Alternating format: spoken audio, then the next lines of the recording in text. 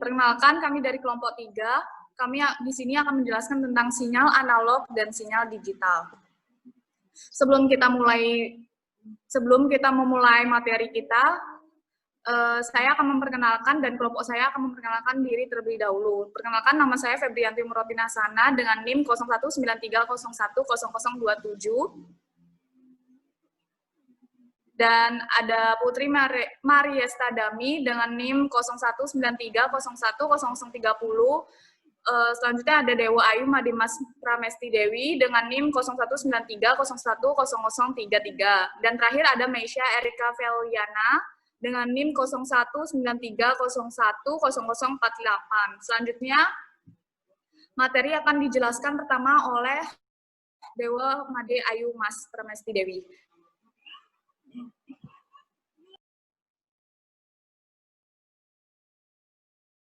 Baik, di sini saya akan menjelaskan materi yang pertama, yaitu sinyal analog. Sinyal analog adalah sinyal data dalam bentuk gelombang yang kontinu, yang membawa informasi dengan mengubah karakteristik gelombang. Dua parameter atau karakteristik terpenting yang dimiliki oleh isyarat analog adalah amplitude dan frekuensi. Isyarat analog biasanya dinyatakan dengan gelombang sinus, mengingat gelombang sinus merupakan dasar untuk sebuah bentuk isyarat analog. Berikutnya, gelombang pada sinyal analog yang umumnya berbentuk gelombang sinus memiliki 3 variabel dasar. Yang pertama, amplitude merupakan ukuran tinggi, rendah, tegangnya sinyal analog. Yang kedua, frekuensi adalah jumlah gelombang sinyal analog dalam satuan detik. Yang ketiga adalah fase, adalah besar sudut dari sinyal analog pada saat tertentu.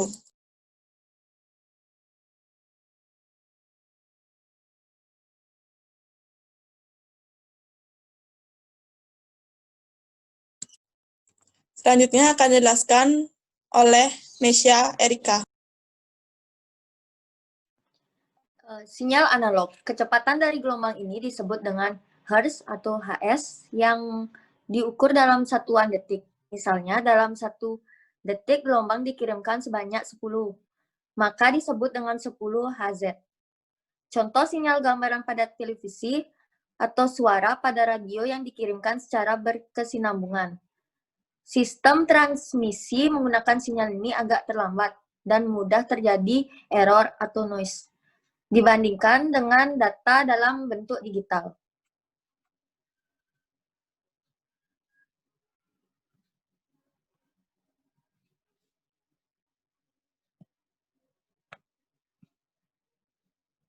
Lanjut, kita ke kelebihan dan kekurangan sinyal analog. Kelebihan sinyal analog memiliki kepadatan tinggi. Kedua, tinggi potensi resolusinya sinyal. Yang ketiga, sinyal analog dapat diproses secara langsung oleh komponen analog. Kekurangan sinyal analog, yang pertama, tidak bisa mengukur sesuatu dengan cukup teliti. Yang kedua, dan teknologi ini butuh ketepatan dan ketelitian yang akurat. Salah satu bentuknya adalah otak kita sendiri.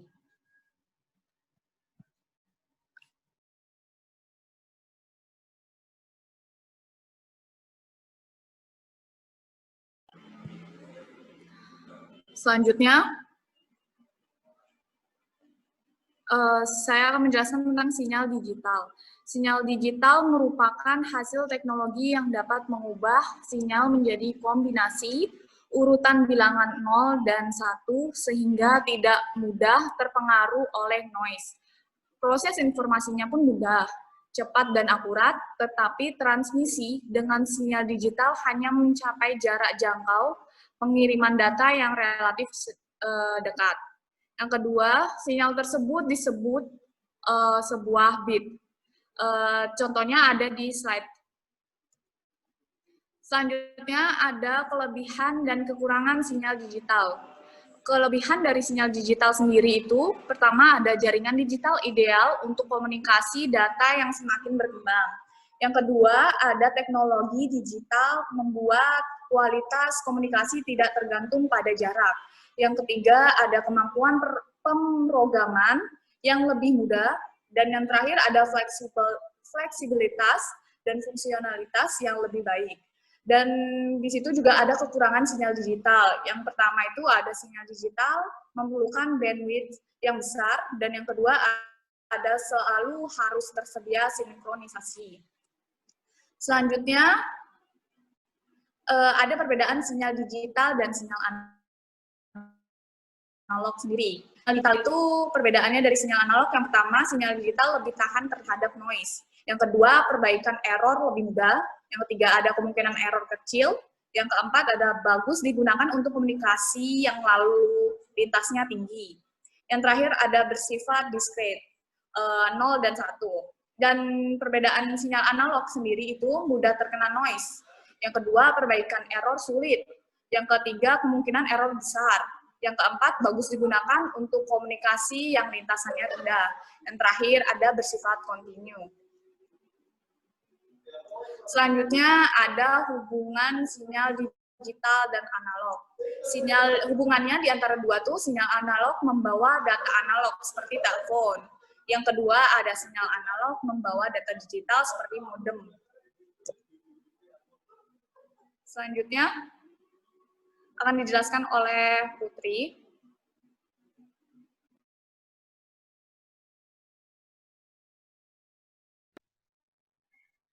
Saya akan menjelaskan tentang pertanyaannya. Contoh penggunaan sinyal analog di era sekarang. Jawabannya, contoh penggunaan sinyal analog di era sekarang adalah ketika seseorang melakukan komunikasi dengan menggunakan telepon. Maka suara yang dikirimkan melalui sinyal tersebut dikirimkan dengan menggunakan gelombang. Setelah gelombang diterima, kemudian gelombang tersebut akan diterjemahkan dalam bentuk suara agar penerima dari suara tersebut dapat memahami apa yang sebelumnya telah disampaikan oleh pengirim pesan dari telepon.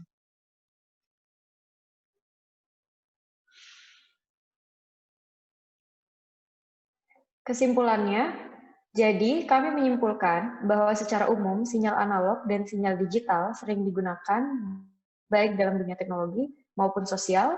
Sinyal analog adalah sinyal data dalam bentuk gelombang yang kontinu, yang membawa informasi dengan mengubah karakteristik gelombang. Dua parameter atau karakteristik terpenting yang dimiliki oleh isyarat analog adalah amplitude dan frekuensi. Isyarat analog biasanya dinyatakan dengan gelombang sinus, mengingat gelombang sinus merupakan dasar untuk semua bentuk isyarat analog. Dan sinyal digital merupakan hasil teknologi yang dapat mengubah signal menjadi kombinasi urutan, bilangan 0 dan 1, juga dengan biner, sehingga tidak mudah terpengaruh oleh derau, proses informasinya pun mudah, cepat, dan akurat. Tetapi transmisi dengan isyarat digital hanya mencapai jarak jangkau pengiriman data yang relatif dekat.